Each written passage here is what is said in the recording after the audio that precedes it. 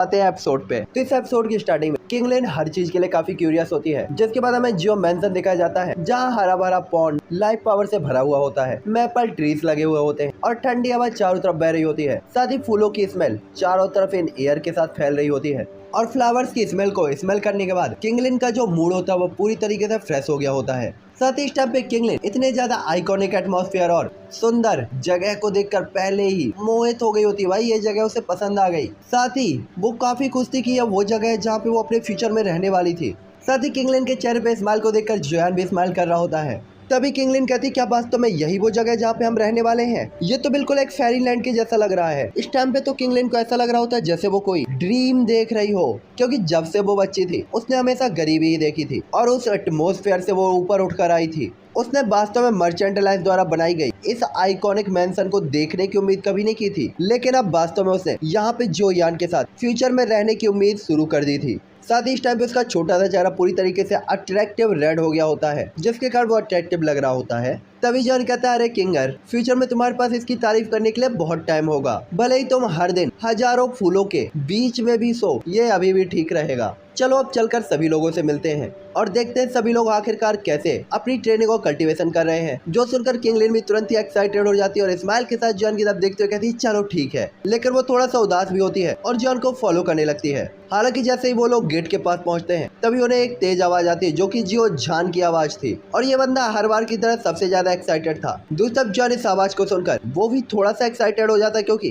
काफी long time से John इन सभी को नहीं देखा था, इसलिए वो तुरंत ही किंगलिन को गेट के उस तरफ ले जाता है। दूसरी तरफ उन दोनों की प्रेजेंस से अचानक ही सभी लोग एक्साइटेड और हैरान रह जाते हैं। यहाँ पे सबसे पहले सभी की नजर जोयान पर पड़ी हुई होती है, जो देखकर वो एक्साइटेड हुए थे, लेकिन छोटे से ब्रेक के साथ ही उनकी नजर किंगलिन पर पहुंची थी, जो देखकर वो लोग हैरान रह गए थे। इस टाइम पे किंगलिन एक्सट्रीमली ब्यूटीफुल होती है और उसकी कमर के चारों तरफ एक ग्रीन कलर की बेल्ट होती है जो उसकी पतली कमर पे कसकर बंधी हुई होती है और वो जोयान के बगल में खड़ी हुई होती है। दूसरी तरफ हर कोई जोयान की बढ़ी हुई पावर और रिजल्ट पे अब इंटरेस्ट नहीं दिखाता, बल्कि सभी लोग क्यूरियस होते हैं किंगलिन के ऊपर। देखा हम लड़के, हमारे साथ ऐसा ही होता है। वो बंदा कितनी मेहनत करके 4 स्टार डाउडी के इंटरमीडिएट लेवल पर पहुंचा, लेट स्टेज पर पहुंचा, घंटा इनको फर्क नहीं पड़ रहा, इनको अभी भी किंगलिन को देखना है। तभी जो झान कहता है मैंने सबसे सच लगाई थी ना कि यंग मास्टर जो इस बार फिर से हमें हैरान कर देंगे। देखो मैं फिर भी सही था, लेकिन वास्तव में डोर बंद था, ये कल्टीवेशन कर रहे थे तो ये फ्लावर जैसी एक्सट्रीमली ब्यूटीफुल लेडी कैसे पैदा हो गई? और ऐसा कहते हैं जो जान तुरंत ही अपना सिर नीचे कर लेता है और नानेर में वो बाकी लोगों से बात करता है, तो बाकी सभी लोग भी काफी हैरान होते हैं। और क्योंकि किंगलिन पहली बार सबके सामने आई थी, लेकिन जो झान को फील हो रहा होता है कि उसकी बॉडी की जो मिस्टीरियस ब्लड पावर है वो धीरे धीरे एक्टिवेट हो रही हो और उसे ऐसा लग रहा था जैसे वो बेकाबू होकर उसकी बॉडी से बाहर निकल जाएगी, लेकिन वो तुरंत ही शांत हो जाता है और तुरंत ही कहता है क्या ये बात कोइंसिडेंस हो सकता है? और इसके बाद वो काफी शक भरी नजरों से किंगलिन की तरफ देखता है। हालांकि जो मॉन्स्टर या कि याओजू के मिथ थे वो बहुत लंबे समय से चले आ रहे थे, इसलिए वो याओजू के मिथ के ऊपर ट्रस्ट करने की तो जरा भी हिम्मत नहीं करता, क्योंकि वो सपने में भी नहीं सोच सकता था कि सामने वाली लड़की वास्तव में याओजू क्लेन या मॉन्स्टर क्लेन की सेंट हो सकती है, क्योंकि उससे भरोसा नहीं था। ऐसे लोग तो पहले ही मर चुके थे। दूसरी तरफ ले साओलोंग जियो झान जितना तो हैरान नहीं था, लेकिन वो तुरंत ही सोचता है लड़की कौन है, ये यहाँ आई कब, आखिरकार हमें कोई खबर क्यों नहीं मिली?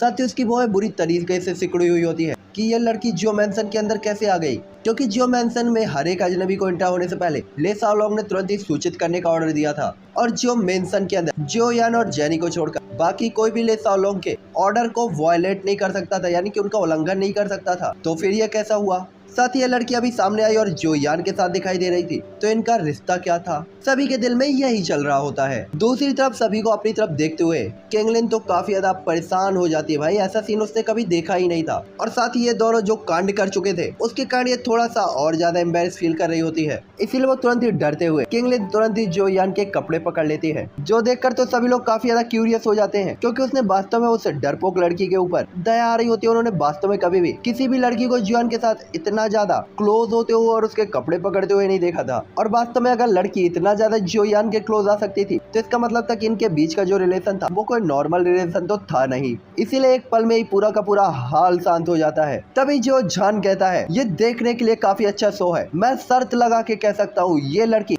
यंग मास्टर जियो की सबसे अच्छी फ्रेंड होगी, मैं हमेशा सही रहता हूँ। तभी नानेर मिंग तुरंत ही जो झान की तरफ देखते हो कहता दूसरी तरफ जिंग हैरान रहती है, फैंग फैंग हैरान होता है, ले सालोंग तो कुछ नहीं बोलता, लेकिन वो ऊपर आसमान की तरफ देखता है और थोड़ा सा उदास देख रहा होता है और ले सालोंग कुछ ऐसा कहता है जिससे सभी लोग काफी ज्यादा हैरान हो जाते हैं। जिसके बाद ले सालोंग जेनी और मुयर को याद करते हुए उसके चेहरे में हल्का सा कड़वाहट का निशान होता है, लेकिन वो अपने थॉट को तुरंत ही साइड कर देता है। दूसरी तरफ जेनी का चेहरा थोड़ा सा उदास होता है और वो काफी ज्यादा बेचैनी से जोयान की तरफ देख रही होती है, लेकिन जोयान की घबराहट को फील करते हुए जेनी का तो दिल ही टूट गया होता है। साथ ही जेनी जो कि वास्तव में एक रिच फैमिली से बिलोंग करती थी, उसके लिए ये बात कोई नई नहीं थी कि एक पर्सन के पास 3 वाइफ और ज्यादा वाइफ होना कोई बड़ी बात नहीं थी, लेकिन इन दोनों के इतने क्लोज रिलेशन को देखते हुए लग रहा था कि रिलेशन कोई छोटा मोटा नहीं था। साथ ही अब तक जेनी जोयान की तरफ देखते हुए कहती है, जोयान आपने मुझसे इन चीजों को भी छिपा कर रखा, तुम अभी भी डरते हो कि मैं जेलस हो जाऊंगी, क्या तुम्हारे दिल में मैं सचमुच एक जेलस लड़की की तरह हूँ? आखिरकार जेनी कितनी भी ज्यादा उदार क्यों ना हो थी, तो अभी भी वो एक लड़की ही और वो वास्तव में जेलस फील कर रही होती है। लेकिन वास्तव में उसने कुछ भी कहने से पहले जोयान के जवाब सुन लेने का वेट कर क्या लाइन जोड़ू यहाँ पे, चलो हटाओ। यहाँ पे वो कुछ भी जोयान के ऊपर आरोप लगाने से पहले जोयान का जवाब सुनना चाहती थी। दूसरी इन भीड़ में सबसे खतरनाक एक्शन था किंग मुयर का। किंग मुयर ने तो अपनी चेयर की आर्म स्टैंड को पकड़कर ही उखाड़ लिया होता है और किंगलिन के उस हाथ को घूरते हुए जिसने जोयान के हाथ और कपड़ों को पकड़ रखा होता है, उसकी आंखों में तो आंसू चमक रहे होते हैं। अब चाहे कोई इसे जेलिसी कहे या निराशा या शायद अनिच्छा भी या फिर चिंता, इस टाइम पे मुयर को अपने दिल में काफी बुरा लग रहा होता है। किंग मुयर को कुछ भी समझ में नहीं आ रहा होता कि उसे ऐसा क्यों फील हो रहा है, लेकिन बस उसे लग रहा था कि उसकी कोई कीमती चीज उससे छीनी जा रही है, उसका दिल खाली हो गया है और ये जो फीलिंग थी उसे वास्तव में काफी हेल्पलेस और कमजोर बना रही होती है, जिससे वो तुरंत ही कहती है, मैं ये बिल्कुल नहीं चाहती। साथ ही इस टाइम पे उसने जोयान के साथ काफी लॉन्ग टाइम बिताया था, लेकिन वास्तव में उसे नहीं पता था कि जोयान के पास ऑलरेडी इतनी प्यारी एक लड़की है और जोयान का इस लड़की के साथ इतना क्लोज रिलेशन है। साथ ही वो जोयान का उसको लेकर जो बिहेवियर होता है उससे वास्तव में इस टाइम पे अनसेटिस्फाइड लग रही होती है, जिसके कारण वो खुद से ही कहती है, क्या जोयान वास्तव में मुझे इग्नोर करता था? क्या मैं इस लड़की जितनी अच्छी नहीं हूँ? क्या वास्तव में ये लड़की मुझसे ज्यादा अच्छी है? क्या वास्तव में वो इस लड़की को पाने के लिए और पाने के बाद मुझसे दूर हो जाएगा? और इस टाइम पे तो किंग मुयर ये सब सोचते हुए उसके आंसुओं को रोकने की नाकाम कोशिश कर रही होती है और दांतों को कसकर उसने भींच रखा होता है। दूसरा बेचारा किंग हावरान पहले जोयान की तरफ देखता है, फिर किंग मुयर की तरफ, तो उसका चेहरा बदसूरत हो जाता है और उसका हाथ कसकर जकड़ा हुआ होता है। तो साथ ही वो थोड़ा सा एम्बेरेस और हैरान भी था और इसके बाद वो किंगलिन की तरफ देखता है, तो वो सोचता है क्योंकि जोयान उसका ब्रदर है तो उसके पास जितनी ज्यादा सुंदर लड़कियां होंगी, एक बड़े भाई के नाते उसे जोयान के लिए खुश होना चाहिए, पकड़ के खींच के 2 कान के नीचे लगाने चाहिए। ये बंदा खुश हो रहा है, जाओ मौज करो, डाउडी कॉन्टिनेंट के अंदर जितनी लड़कियां हैं सब तुम्हारी है। काइलिन ऐसी तैसी कर देगी जोयान की। साथ ही ये जो यंग लड़की थी ये काफी ब्यूटीफुल थी और जेनी और किंग मुयर से बिल्कुल भी कम नहीं थी, लेकिन किंग हावरान को पता था कि उसकी सिस्टर को जो लड़का पसंद था वो जोयान था और भला कौन नहीं चाहता कि उसकी सिस्टर को एक ऐसा लड़का मिले जो काफी होनहार और पावरफुल हो और काफी जीनियस भी। लेकिन वास्तव में क्या वो ये चाहेगा कि उसकी सिस्टर एक ऐसे हस्बैंड को चूज करे जिससे अपने हस्बैंड को इतनी सारी लड़कियों के साथ बांटना पड़े? हालांकि वो अभी भी दिल में ये उम्मीद कर रहा था कि जोयान और किंग मुयर शायद एक साथ हो सकते हैं, लेकिन उसे वास्तव में ये उम्मीद नहीं थी कि जोयान किसी भी अननोन लड़की को अपने साथ ले आएगा और किंग हावरान वास्तव में ये चीज अपने दिल में एक्सेप्ट नहीं कर पा रहा होता। लेकिन किंग हावरान क्योंकि उसका दिल काफी बड़ा था और वो समझदार व्यक्ति था, इसीलिए उसने तुरंत ही समझ लिया होता है कि ये जोयान का पर्सनल मामला है और क्योंकि वो एक बड़ा भाई था तो वो अपने सेकंड ब्रदर या कि भाई के लिए चीजों को मुश्किल कैसे बना सकता था, इसीलिए वो तुरंत ही कहता है, ब्रदर ये लड़की तो सच में काफी ज्यादा ब्यूटीफुल है, तो इस ब्यूटीफुल से मेहमान को क्या हम सभी लोगों से नहीं मिलवाओगे? हमें तो बताओ ये कौन है? और जोयान के जवाब का इंतजार करने लगता है, जो सुनकर जोयान भी अपनी हेजिटेशन और घबराहट को साइड में रखता और कहता है, हाँ बिग ब्रदर मैं और इसके बाद जोयान धीरे धीरे सबकी तरफ देखता है और इसके बाद वो तुरंत ही कहता है, ये वास्तव में मेरी गलती है। और इसके बाद जोयान तुरंत ही कहता है, ये है, और इसके बाद उसकी नजरें किंग मुयर और जेनी के ऊपर जाती हैं, तो जोयान एक पल के लिए झिझक जाता है। हालांकि जेनी के शांत टेम्परेचर और किंग मुयर जिसने खुद को रोक रखा होता है उसकी और देखते हुए तो जोयान के माथे से ठंडा पसीना सा बहने लगा होता है और जोयान जो कहना चाहता था उन वर्ड्स को वापस ले लेता है। जोयान को पता था अगर एक भी गलत वर्ड यहाँ पे मैंने बोल दिया ये दोनों यही कच्चा खा जाएंगी। जिसके बाद जोयान किंग हावरान की तरफ देखता है तो किंग हावरान जोयान की नजरों को तुरंत ही समझ जाता है और तुरंत ही उदास होते हुए आह भरता है और इसके बाद वो तुरंत ही कहते हैं, मुझे डर है ब्रदर की सबसे बिग ब्रदर, इस मामले में तुम्हारी कोई मदद नहीं कर सकता, ये मामला तुम्हारा है, तुम ही संभालो। दूसरा ले साओलोंग, जियो जान और बाकी के सभी लोग अपना सुर घुमा रहे होते हैं और एक दूसरे के तरफ देख रहे होते हैं। उनके चेहरों से भी पसीना बह रहा होता है। वो तुरंत ही कहते हैं यंग मास्टर जियो तो सच में काफी ऑनेस्ट है। और इस टाइम पे वो जो यान को काफी सीक्रेटली देख रहे होते हैं, जहाँ जियो जान तुरंत ही कहता है मुझे पता नहीं क्यों ऐसा लग रहा है, यंग मास्टर जियो काफी बुरी मौत मरने वाले हैं, मैं तो ये देख भी नहीं पाऊंगा। दोस्तों जो यान के ऐसे इंप्रेशन देखकर वो सब समझ गए होते हैं कुछ तो गड़बड़ है। तभी जो यान अपने चेहरे से पसीने को पोंछते हुए बड़ी मेहनत करके एक वाक्य कहता है ये किंगलिन है। जो सुनकर तो सभी लोग काफी ज्यादा नाराज हो जाते हैं।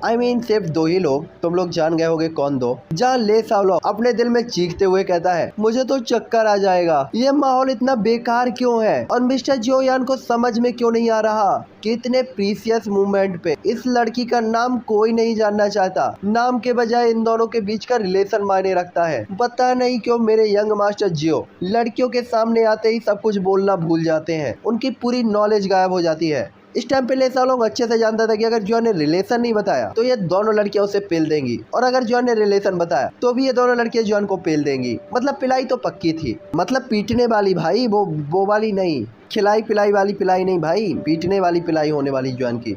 दोस्तों इस टाइम पे तो किंगलिन ने भी फील कर लिया था कि कुछ तो गड़बड़ है बाबू मोसाई। इसलिए वो तुरंत ही हैरान होते हुए जेनी और मूयर की तरफ देखती है तो उसकी आंखें थोड़ा सा रुक जाती हैं और वो जॉन के कपड़े से अपने हाथ को पीछे हटाना चाहती थी, लेकिन उसे समझ में नहीं आ रहा था कि हाथ कहाँ पे रखूं मैं, इसीलिए बस जॉन के हाथ को ही वो पकड़े रहती है। दोस्तों अब यहाँ का माहौल और भी ज्यादा गर्मा गर्म हो गया होता है। जॉन को तो ऐसा लग रहा था किसी ने पहाड़ उठाकर उसकी खोपड़ी के ऊपर रख दिया है। जॉन सांस भी नहीं ले पा रहा था कि भाई मैं अब बोलूं क्या। देख रहे हो इस बंदे को, मतलब मुझे ये बताओ इसके पास इतनी सारी वाइफ है, अब इसको क्या जरूरत है और लड़कियों की। सीधा बोल दे मेरी बीवी है, बात खत्म, तुम लोगों की मुझे कोई जरूरत नहीं है, भाड़ में जाओ। हाँ लेकिन इसको और चाहिए, दिल मांगे मोर, इसीलिए ये धोखा दे रहा है, धोखेबाज। जहन्नुम के अंदर इसे गरम तेल के अंदर तला ना जाए तो कहना।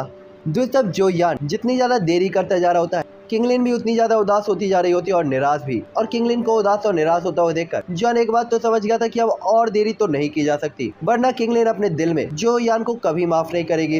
इसलिए जॉन तुरंत कहता है डैम इट, अब मैं और नहीं रुक सकता।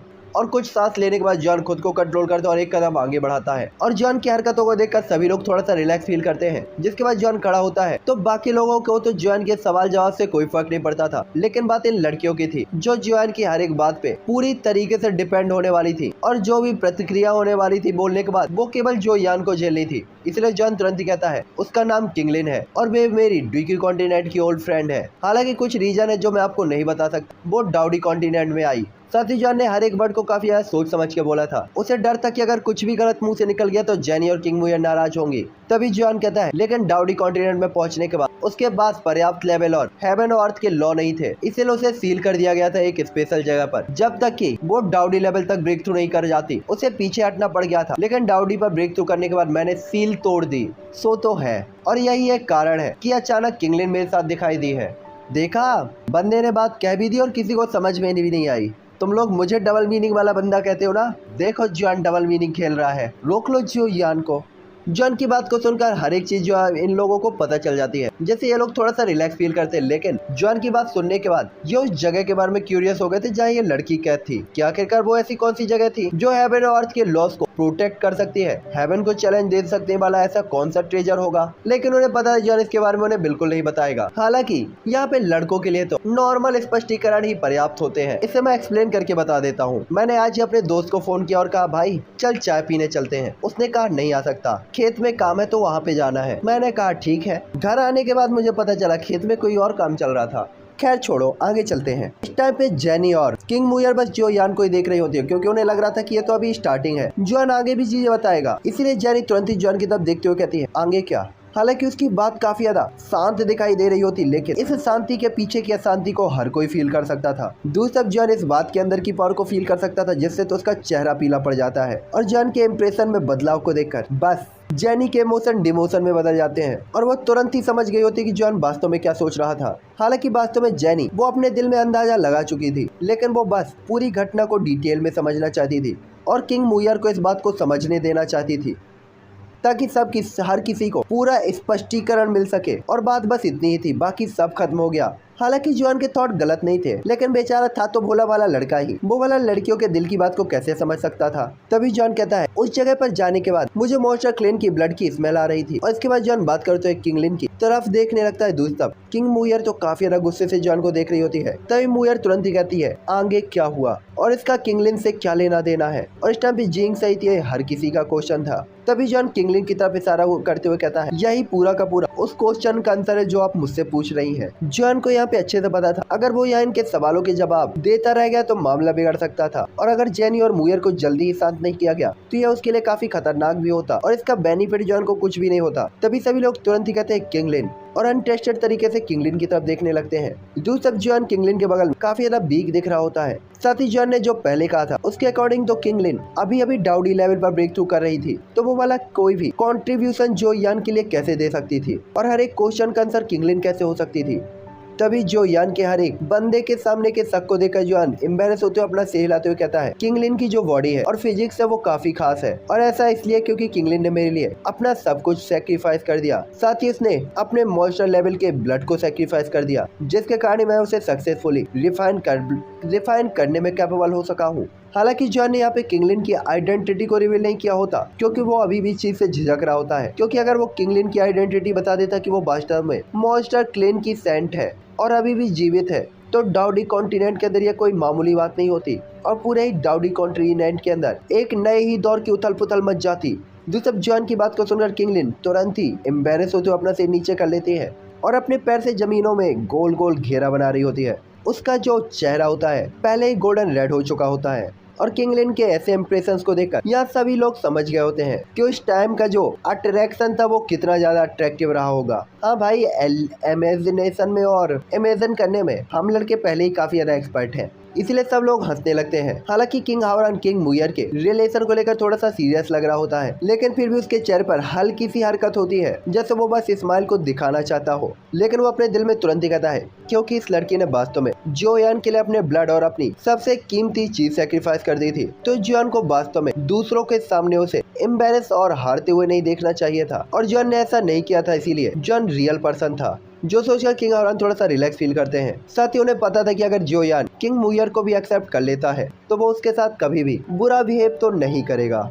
लेकिन दूसरी तरफ जेनी, किंग मुयर और जिंग, उन्हें इतने सारे लोगों के सामने वास्तव में इन चीजों का खुले तौर पर बात करने का एक्सपीरियंस नहीं था, इसलिए वो लोग तुरंत ही अपने सिर को नीचे कर लेती हैं। दूसरा मामला समझ में आ जाने के बाद जेनी बिल्कुल एक समझदार पर्सन की तरह अपने सिर को हिलाते हुए तुरंत ही इस चीज को एक्सेप्ट करती है और उसका चेहरा काफी सॉफ्ट हो गया होता है। जाहिर उसे जोयान के रीजन को एक्सेप्ट करने के लिए एक वैलिड रीजन मिल गया था, लेकिन अभी भी उसे थोड़ा सा अपने दिल में जेलिसी फील हो रही होती है और वो गुस्से से ही जोयान को घूर रही होती है, जैसे कि वो जोयान को पनिशमेंट देना चाहती हो। दूसरी तरफ जोयान भी वास्तव में पनिशमेंट से बचने की कोई भी हिम्मत नहीं करता और चुपचाप तरीके से अपना सिर हिला देता है। लेकिन वास्तव में उसे उम्मीद नहीं थी कि जेनी, जो कुछ टाइम पहले वास्तव में इतनी ज्यादा गुस्से से उसे देख रही थी, एक ही सेकंड में उसका पूरा गुस्सा गायब हो जाएगा, जो कि उसके लिए थोड़ी सी रिलैक्स की बात थी। दूसरा किंगलिन, जो कि जेनी और किंग मुयर को देख रही होती है, उनके चेहरे और समझदारी को देखकर वो तुरंत ही दिल में उनकी काफी तारीफ भी करती है। जिसके बाद किंगलिन तुरंत ही कहती है वास्तव में ब्रदर जोयान काफी अच्छी सिचुएशन में है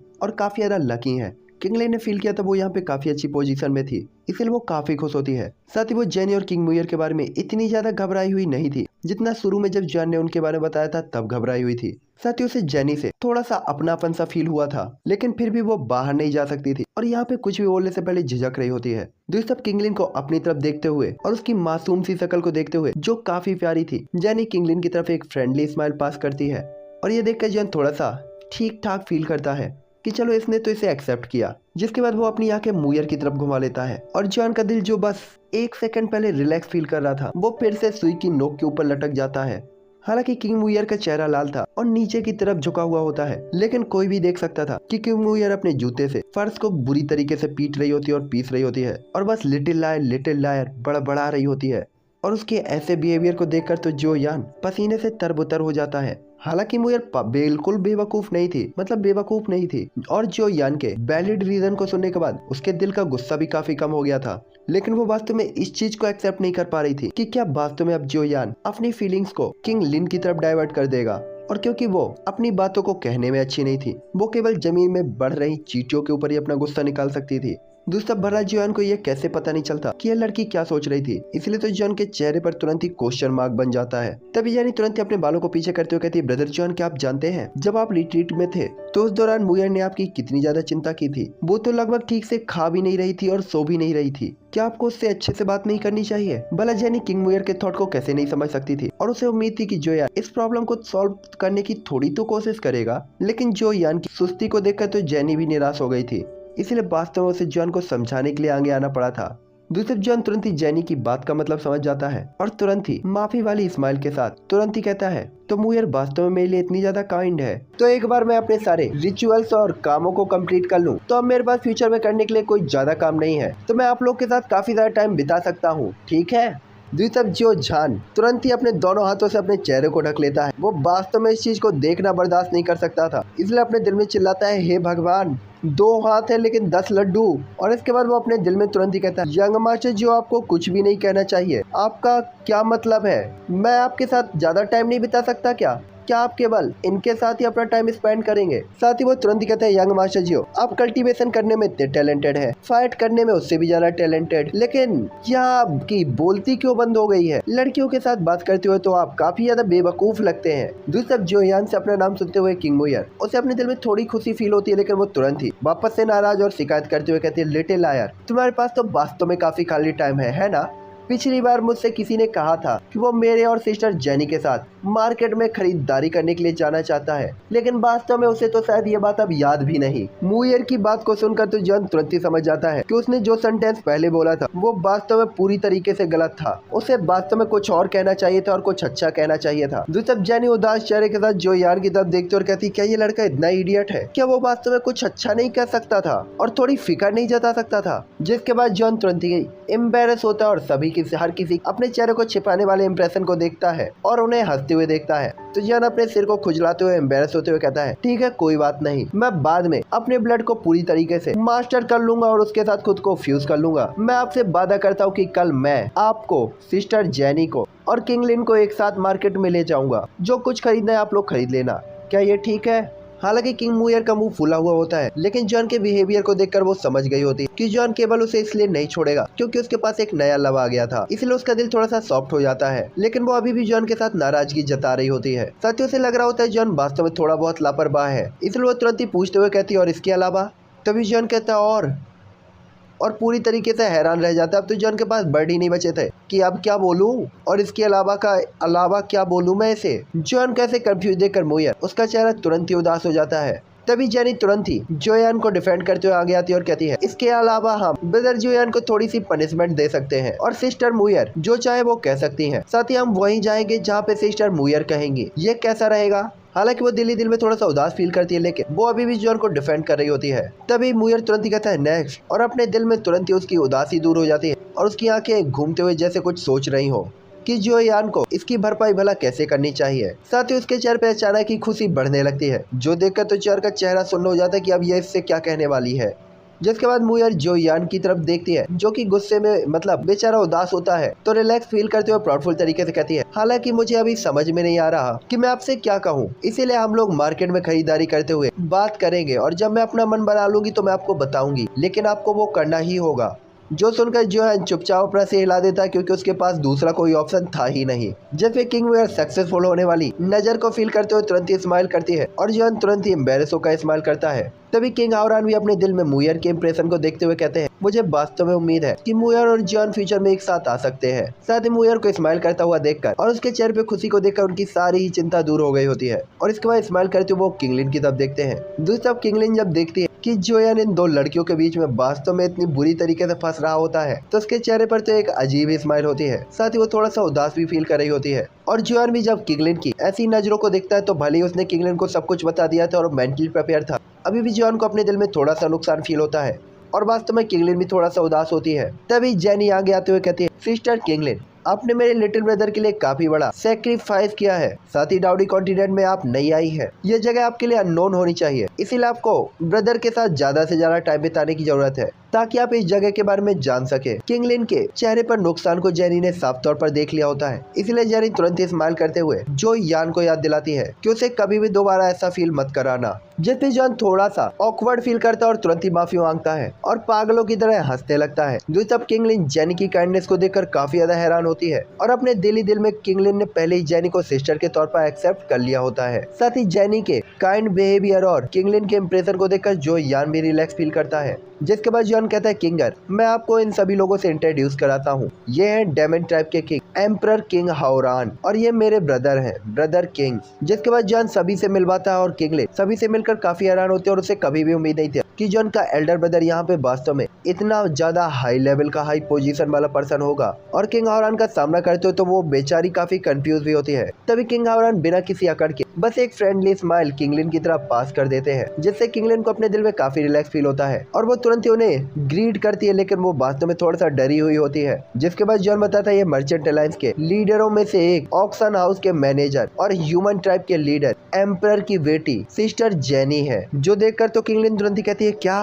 ह्यूमन ट्राइब एम्परर की डॉटर। किंगलिन को वास्तव में उम्मीद नहीं थी कि जॉन ने केवल कुछ ही सालों के अंदर डाउडी कॉन्टिनेंट के अंदर इतना कुछ कर डाला है कि उसकी टीम में इतने पावरफुल दिग्गज लोग हैं। इसीलिए वो उसे ऐसा फील होता है जैसे उसकी हार्ट भी रुक गई हो और चीजों को समझने और एक्शन लेने से पहले उसे काफी टाइम लगता है। जिसके बाद वो पोलाइटली से हिलाती है। जिसके बाद जॉन बताता है ये ब्रदर किंग की लिटिल सिस्टर किंग मुयर है। ये है मेरे ब्रदर ले साओलोंग, जिंग, जियोजान, नानरविंग और फेंग फेंग और एक एक करके सभी से फैमिलियर कराता है। साथ ही जेनी और सभी लोगों के लेवल, उनकी सिचुएशन और पोजीशन के बारे में सुनकर किंगलिन के तो दिल में उथल पुथल मच गई होती है और वो बस यही सोच रही होती है कि जॉन इन सब में किस लेवल पर है जो इन सभी को लीड कर पा रहा है। हालांकि उसने सुना था कि ब्रदर जॉन ने कहा कि ये सभी लोग उसके ब्रदर थे, लेकिन वो जानती थी ये केवल जॉन के ऑर्डर के कारण होना चाहिए कि वो जो यान के ब्रदर थे। और वास्तव में जॉन अभी भी अपने लोगों को इतना ज्यादा क्लोज करके रखता है और उन्हें अपने साथ वाले लोगों को एज अ ब्रदर ट्रीट करता है। उसे अपने दिल में जो यान के लिए जो प्यार होता है वो बढ़ता हुआ फील होता है। जिसके बाद सभी को ग्रीट करने के बाद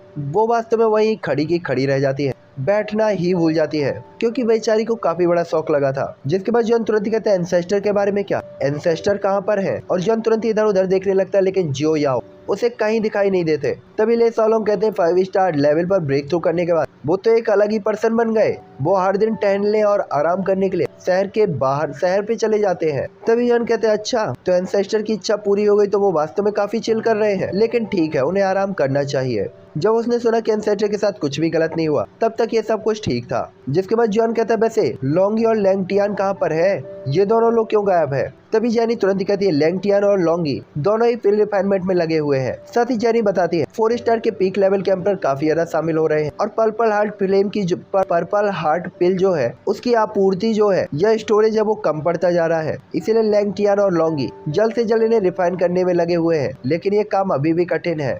तभी जॉन कहता है वो लोग कब बाहर आएंगे। इस टाइम पे जॉन लोंगी के बारे में टेंशन में था, जिस पे मुयर तुरंत कहती है बहुत जल्दी ही होना चाहिए, लेकिन ये थोड़ा अजीब है। लिटिल लायर, जिस दिन तुम पीछे हटे थे लोंगी अपने आंखों में आंसू लेकर बाहर आया था। उसका चेहरा लाल था और वो काफी उदास और नाराज भी लग रहा था। ऐसा लग रहा था कि जैसे उसके साथ कुछ हुआ हो, उसके साथ जैसे अनजस्टिस हुआ हो, उसके साथ कोई अन्याय हुआ हो। लिटिल लायर, मुझे ये मत कहना कि तुमने लोंगी को धमकाया है, क्योंकि अगर वास्तव में ऐसा है तो मैं कभी भी तुम्हें माफ नहीं करूंगी। तभी जॉन अचानक याद करता कि मिस्टर जान ने कैसे गेंद की तरह लोंगी को बाहर फेंक दिया था, जिससे जॉन तुरंत ही समझ जाता कि वास्तव में लोंगी इसी चीज से परेशान और उदास होगा और उसे इसी चीज का बुरा लगा होगा। लेकिन क्योंकि जॉन अब ओल्ड जान को यहाँ पे नहीं कर सकता था, इसलिए जॉन तुरंत ही इन्हें कहता है उस टाइम पे सिचुएशन ही कुछ ऐसी थी और उस सिचुएशन में लोंगी की भलाई के लिए ही ये था और मैं बस लोंगी को बचाने की कोशिश कर रहा था। तभी जियो जान कहता है, आप वास्तव में अभी भी अच्छे से नहीं बता रहे ब्रदर जियो यान, आपका क्या मतलब है? लोंगी के साथ अन्याय हुआ, वो बेचारा हमेशा ही उदास रहता था, रोता रहता था, न जाने कितने साल हो गए। एक तो बेचारा हमेशा ही रिट्रीट करता रहता था और अब जब बेचारा इतने सालों से अकेले आया तो अकेले बेचारा बेघर हमेशा ही रोता हुआ रहता है और ये सब आपके कारण है।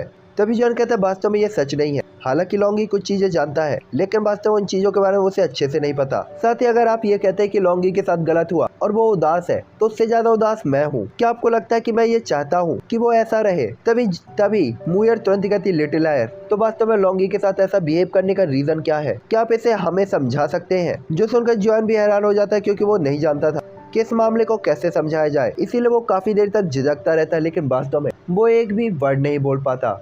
और इसी के साथ अब ये एपिसोड भी